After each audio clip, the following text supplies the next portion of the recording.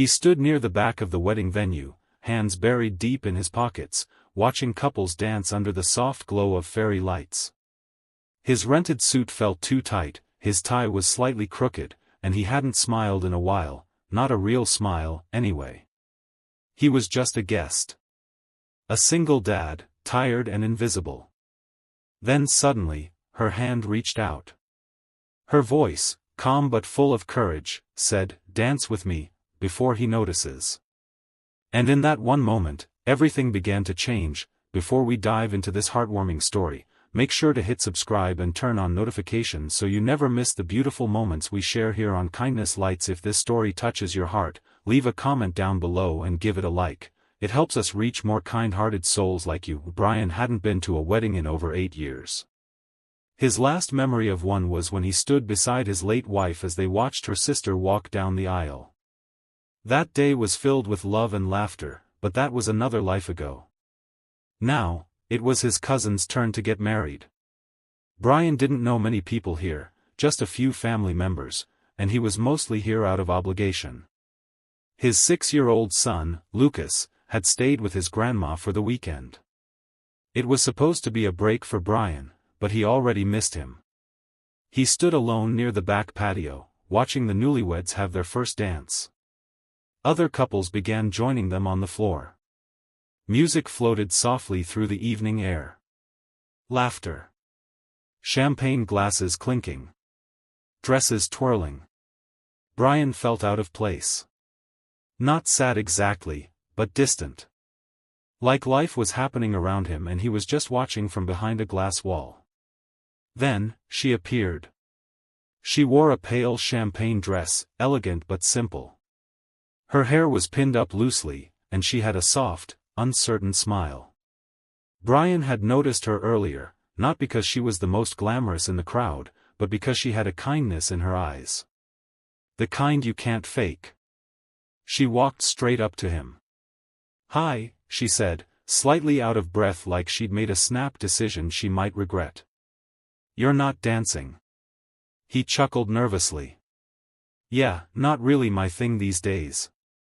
She hesitated, then held out her hand and said, "Dance with me, before he notices." Brian blinked. Before who notices? She tilted her head slightly toward a group of older relatives on the other side of the dance floor. "My aunt's been trying to set me up all night. If she sees me alone again, she'll drag over another poor soul I have zero connection with." He laughed, surprised by the honesty.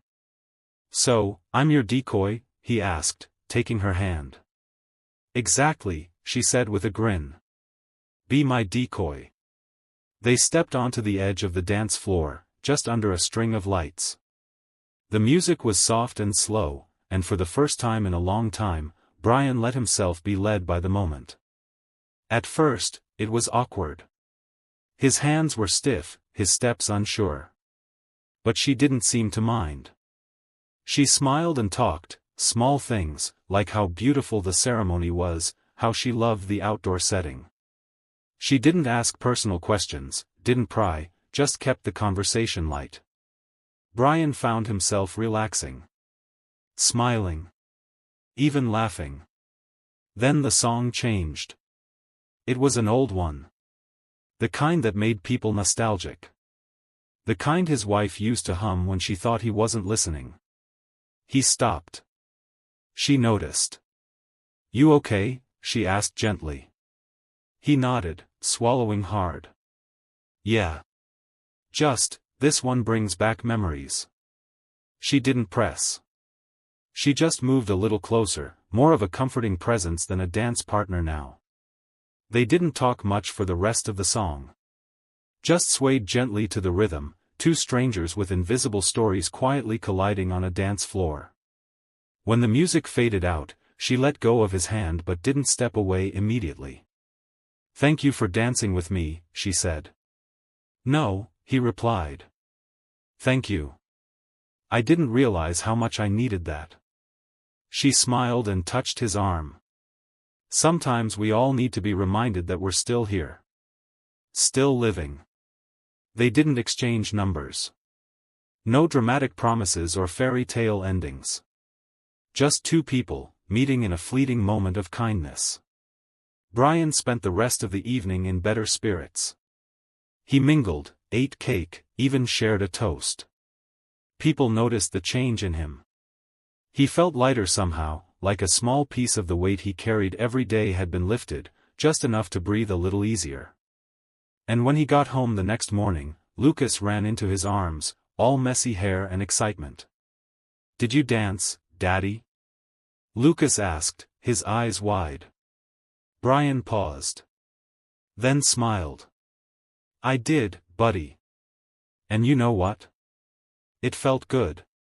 Kindness doesn't always come in grand gestures. Sometimes, it shows up in the form of a quiet stranger with an outstretched hand and a simple invitation, "Dance with me."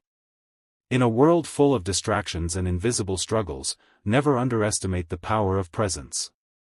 Of showing up. Of being kind, not because it's convenient, but because someone might need it more than they'll ever say. Brian didn't walk away from that night with a new romance or a dramatic life change. But he walked away with something even more powerful, hope. The reminder that even in our loneliest moments, we're never truly alone. So the next time you see someone standing on the sidelines of life, at a party, in a park, or even just in passing, remember this story. You never know what that simple act of kindness might mean to them. You might not change their whole world, but you might change their day. And sometimes, that's more than enough. Thanks for watching Kindness Lights. If this story moved you, don't forget to like, comment, and subscribe. Share it with someone who could use a reminder that kindness is everywhere, and it starts with us.